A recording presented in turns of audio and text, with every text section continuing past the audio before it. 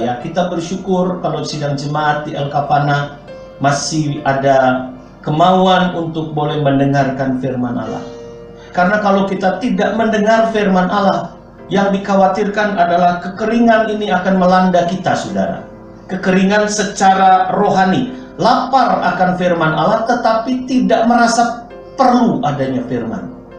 Ya, jadi kita bersyukur, kita harus menguatkan hati kita untuk senantiasa melekat kepada pokok anggur, mendengar senantiasa firman Allah. Ya, walaupun secara online perjuangannya memang semakin berat, tetapi biarlah ini menjadi satu pergumulan kita setiap saat, supaya kita melekat kepada pokok anggur yang benar. Saat kita mendengar firman Allah, saat kita bersekutu, berfellowship dengan saudara-saudara yang ada, inilah saat-saat kita melekat kepada pokok anggur yang benar. Ya, itu yang pertama, yaitu krisis atau kelaparan akan firman Allah, tetapi manusia tidak sadar akan kebutuhan makan firman Allah. Karena sudah tergantikan dengan perkara-perkara dosa. Sudah biasa dengan perkara-perkara dosa sekarang ini. Ya. Kemudian yang kedua adalah krisis kasih. Ya, krisis kasih. Krisis kasih ini terjadi kedurhakaan. Karena sebagian besar masuk di dalam kedurhakaan, maka kasih akan Tuhan semakin dingin. Ya. Saudara, kita perlu mengoreksi hidup kita. Bagaimana kehidupan kita sekarang ini? Di dalam pelayanan kita selama ini, kita ada di rumah, kemudian lewat ibadah doa, apakah kasih kita semakin kuat atau semakin mendingin? Ya, lewat ibadah ini, saudara, kita tidak bisa berjumpa di rumah ibadah, tetapi menjadi satu koreksi dalam kehidupan kita. Bagaimana kasih kita kepada Tuhan? Apakah kasih kita semakin menggebu-gebu kepada Tuhan atau semakin mendingin, saudara? Ya. Nah, ini yang dikhawatirkan ketika terjadi kekeringan. Yang pertama, kita lapar akan firman Allah, tetapi kita merasa tidak perlu ada firman Allah. Ya, yang kedua, kita mengalami yang namanya krisis kasih, sehingga kasih kita kepada Tuhan itu bukannya bertambah-tambah dengan kondisi seperti sekarang. Ya, ini keadaan kekeringan, saudara. Ya, apa yang kita alami di dunia ini pada umumnya ini sedang mengglobal, krisis kasih. Kasih kepada Tuhan semakin lama semakin dingin karena terlalu banyaknya kedurhakaan. Ya, sehingga kita merasa tidak perlu lagi bersekutu bersama-sama dengan Tuhan. Ya, kita lihat di dalam 1 Raja-Raja 17 ayat 7, sebelum Elia pergi ke Sarfat yang ada di Sidon, dikatakan sesudah beberapa waktu sungai itu menjadi kering sebab hujan tiada turun di negeri itu. Ya, kering. Kita tahu bahwa sebelum menuju Sarfat atau tempat yang ada janda Sarfat di Sidon, Elia ini pernah mengasingkan diri di tepi sungai Kerit. Di situ dia mendapatkan pemeliharaan Tuhan, minum dari aliran sungai Kerit. Sungai Kerit itu sungai yang kecil, dan kemudian ada burung-burung gagak yang memberi dia makan pagi dan petang. Ya, saudara. Tetapi kemudian kita lihat bagaimana setelah beberapa waktu sungai itu pun menjadi kering sebab hujan tiada turun di negeri itu. Ayat 8 kita baca, saudara. Maka datanglah firman Tuhan kepada Elia. Nah, ini yang kita perlukan, saudara. Dalam keadaan kering, kita perlu firman Tuhan. Firman Tuhan yang berbicara kepada kita. Ya, kalau bicara soal kekeringan, nah ini kita perlu firman Allah dalam kehidupan kita yang menjamin kehidupan kita. Apa yang menjadi andalan kita sekarang ini, saudara? Banyak hamba-hamba Tuhan yang sekarang ini merasa kekeringan secara jasmani. Ya, banyak teman-teman saya bilang begini, aduh sekarang ini nggak ada kebaktian, nggak ada kolekte. Hamba-hamba Tuhan itu kalau tidak ada kolekte nggak bisa makan, saudara. Tetapi kalau andalannya itu, ya, kalau andalannya itu seperti Elia, kalau Elia hanya andalannya kepada sungai Kerit, maka satu saat sungai Kerit itu kering, ya sudah, dia pasti mati. Saya bersyukur, saudara, kalau kehidupan kita ini dijamin oleh Tuhan. Ya, firman Allah pada petang hari ini berkata, kalau satu sumber kering, datang firman Allah, Tuhan buka jalan yang lain. Ya saudara ya, kalau kita hanya andalannya kepada sungai Kerit, ya, kepada perkara-perkara yang ada di dalam dunia ini, ya, apalagi sekarang ini mungkin banyak perusahaan-perusahaan yang sudah mulai merasionalisasikan karyawannya, sudah bergantian, ya, bekerja dari rumah, cuti tanpa dibayar dan sebagainya. Kalau andalan kita hanya kepada sungai Kerit itu, saudara, ya, maka kita akan mati dan merasa kekurangan. Pada malam hari ini firman Allah berkata, biarlah firman Allah datang kepada tiap-tiap kita, sehingga sekalipun sungai Kerit itu kering, ya, setelah beberapa waktu sungai itu menjadi kering, sebab hujan tiada turun di negeri itu, maka datanglah firman Tuhan kepada Elia. Kita perlu firman Allah itu mendatangi tiap-tiap kita. Maka ayat 9, Tuhan buka jalan lain, saudara. Bersiaplah, pergi ke Sarfat yang termasuk wilayah Sidon, dan diamlah di sana. Ketahuilah, aku telah memerintahkan seorang janda untuk memberi engkau makan. Ini kan perkara yang mustahil sebetulnya, saudara. Ya, seorang janda dari bangsa kafir, Tuhan siapkan untuk memelihara Elia. Ya. Pada saat kekeringan pertama, Elia itu dipelihara oleh burung gagak. Sekarang bukannya lebih baik, Tuhan katakan secara jasmani, Tuhan serahkan kehidupan Elia kepada seorang janda untuk memberi makan. Dan janda ini adalah seorang kafir. Dan kalau kita baca seperti yang tadi kita dengarkan sama-sama, saudara, ketika Elia ketemu sama janda ini, saudara, janda ini bukan janda yang kaya raya. Janda ini bukannya yang berkelebihan. Bahkan ketika Elia katakan, coba ambil bagiku sedikit air dalam kendi supaya aku minum. Kemudian ayat 11, ya, kemudian ayat 11, coba ambil juga bagiku sepotong roti. Ketika Elia berkata begitu, saudara, apa jawaban perempuan ini? Ayat 12, perempuan itu menjawab, demi Tuhan Allahmu yang hidup, sesungguhnya tidak ada roti padaku sedikit pun, kecuali segenggam tepung dalam tempayan dan sedikit minyak dalam buli-buli. Dan sekarang aku sedang mengumpulkan 2-3 potong kayu api, kemudian aku mau pulang dan mengolahnya bagiku dan bagi anakku, dan setelah kami memakannya maka kami akan mati. Ini satu keadaan yang kalau saya jadi abdi Allah itu, saudara, ini jawaban yang mengecewakan. Ketika firman Allah berkata kepada Elia, ayo pergi, bersiap pergi ke Sarfat, ya, yang termasuk wilayah Sidon. Nanti aku telah memerintahkan seorang janda untuk memberi engkau makan. Saudara, ini firman Allah datang kepada Elia. Ya, ketika Elia bersiap dan pergi ketemu sama seorang janda, ya, pasti dia berkata, ini Tuhan pelihara aku lewat janda ini. Tetapi ketika dia bertanya sama janda ini apa, saudara? Dia jawab, saya pun tidak punya apa-apa, cuma tinggal segenggam tepung, ya, sedikit minyak dalam buli-buli, kemudian saya mau kumpulkan 2-3 batang kayu, saya mengolah tepung dengan minyak, kemudian saya mau makan, saya dan anakku. Setelah kami memakannya, kami akan mati. Jadi sesungguhnya janda ini pun sudah tidak punya harapan, saudara. Ya, janda ini pun sudah tidak punya apa-apa. Ketika diperhadapkan seperti ini, ya, saudara, ya, tentu kita sebagai manusia, kalau kita seperti Elia, maka kita akan kecewa sama Tuhan. Aduh Tuhan, sudah susah begini, kemudian Tuhan suruh pergi, ketahuinya ketemu sama orang pun yang tidak punya harapan yang sama, ya, tidak memiliki perkara-perkara yang berlimpah, tidak memiliki perkara-perkara yang bisa menjamin hidup. Tetapi kita lihat di sinilah, ya, Elia sedang diuji. Bukan cuma perempuan janda Sarfat ini, saudara, tetapi Elia pun sedang diuji lewat kuasa firman Allah. Ya, demikian juga kehidupan kita sekarang. Ya, kalau kita melihat keadaan dunia sekarang ini, sudah tidak bisa kita harapkan apa-apa, saudara.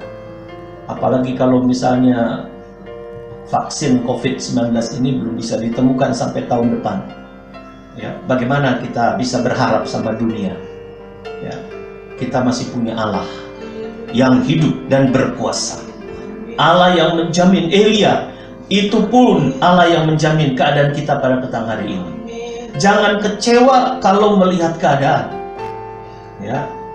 Karena iman yang Tuhan sedang latih kepada kita bukan iman karena melihat, tetapi iman karena mendengar firman Tuhan. Iman itu timbul dari pendengaran akan firman Allah, bukan karena melihat. Kalau kita melihat keadaan seperti sekarang, maka kita akan kecewa dan kita akan jatuh dalam kekeringan yang sama. Kering secara rohani, kering secara kasih, dan hilang harap kita kepada Tuhan. Tetapi biarlah pada petang hari ini, saudara, Tuhan mengajak kepada kita, cara yang benar adalah cara Tuhan, bukan cara manusia. Ya. Cara yang benar adalah cara firman Allah. Kalau firman Allah berkata kepada kita pada petang hari ini, ayo bersiap, pergi. Nah ini saudara, hari Minggu, setiap ibadah hari Minggu sudah 2 kali kita berturut-turut mendengar Tuhan katakan keluar dari Babel. Pergi dan siapkan diri kita untuk keluar dari Babel. Keluar dari perkara-perkara dosa. Jangan menjamah apa yang najis. Ya. Keadaan seperti sekarang ini, saudara, sekarang justru saatnya kita benar-benar peduli akan firman. Ya, bukan lagi sikap kita abu-abu sekarang ini. Ini adalah sikap yang sekarang Tuhan lihat. Dalam keadaan seperti sekarang ini, kita perlu benar-benar menunjukkan kasih kita kepada Tuhan. Percaya hanya kepada Tuhan. Saya yakin kalau kita percaya hanya kepada Tuhan, Tuhan sanggup memelihara kita, saudara. Apapun yang terjadi, bagaimanapun caranya, kita manusia terbatas pikiran kita. Tetapi kalau kita mempercayakan hidup kita kepada Tuhan, maka Tuhan sanggup memelihara dan membuka jalan yang baru bagi kita. Ya, kita lihat bagaimana Elia akhirnya lewat tepung yang cuma segenggam, ya, cuma segenggam, lewat buli-buli yang cuma sedikit saja. Kita lihat bagaimana di dalam ayat yang ke-14, saudara, ya, 1 Raja-Raja pasal yang ke-17 ayat yang ke-14. Sebab beginilah firman Tuhan Allah Israel. Sekali lagi kita hanya perlu percaya firman Allah.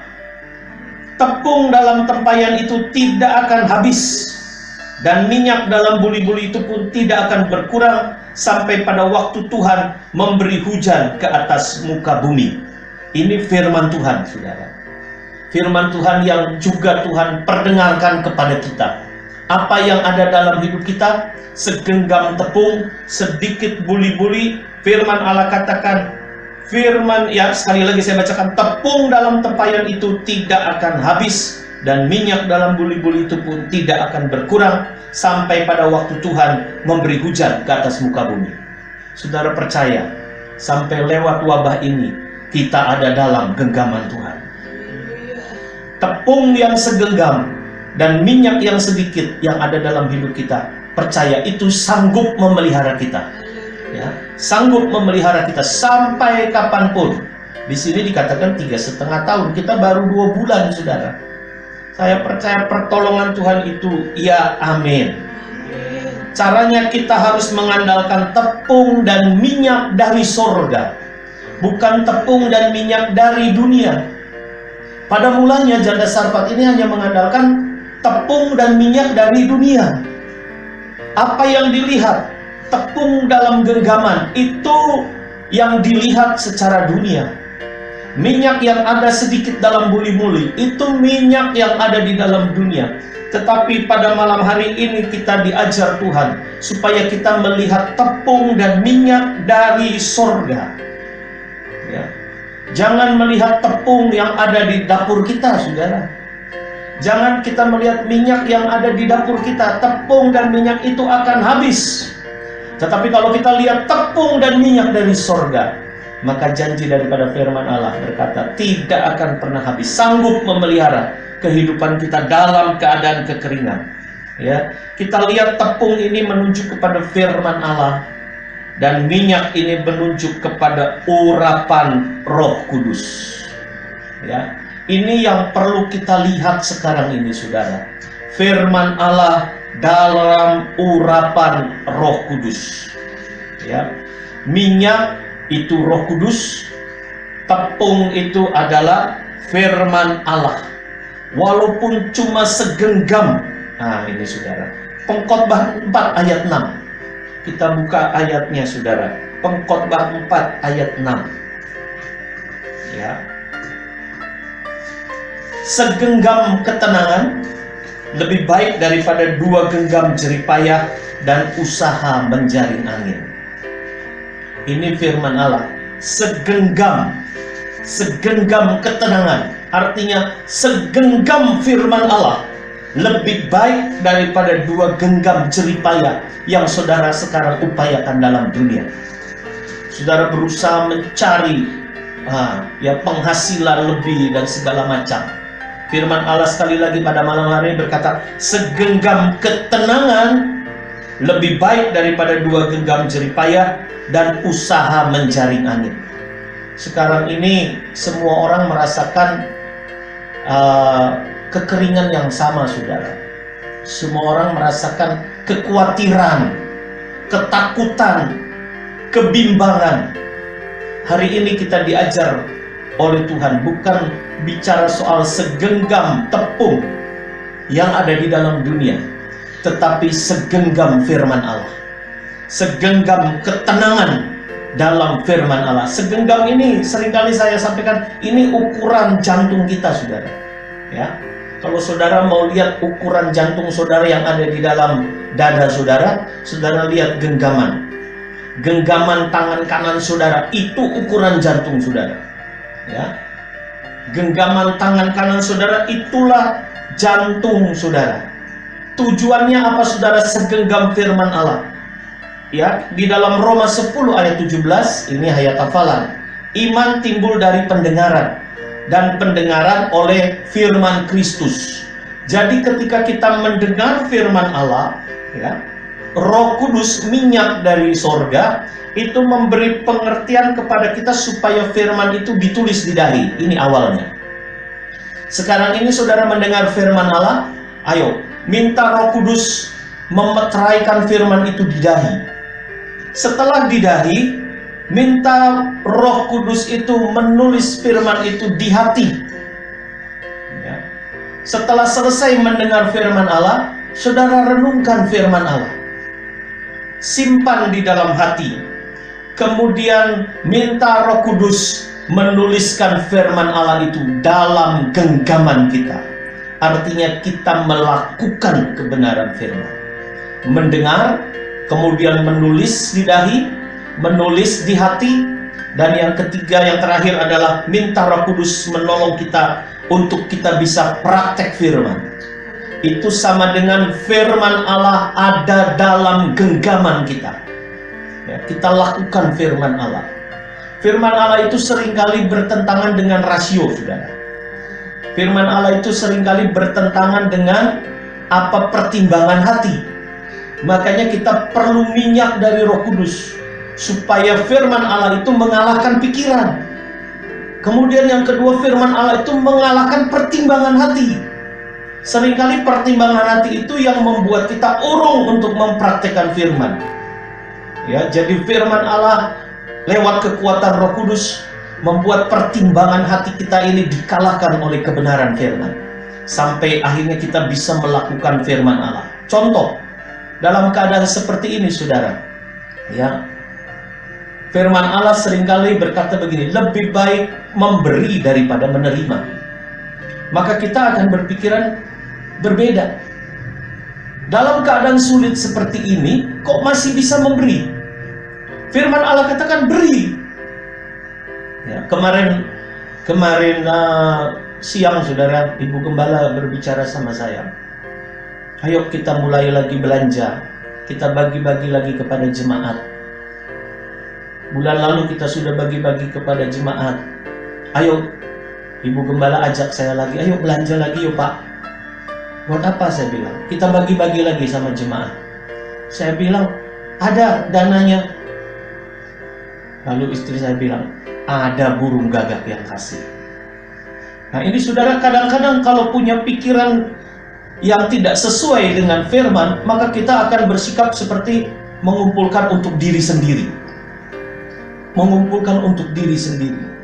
Tetapi saya bersyukur saudara, ya, dalam keadaan seperti ini Tuhan sanggup merubah kami dulu sebagai gembala sidang untuk melakukan firman, bukan dipikirkan secara jasmani.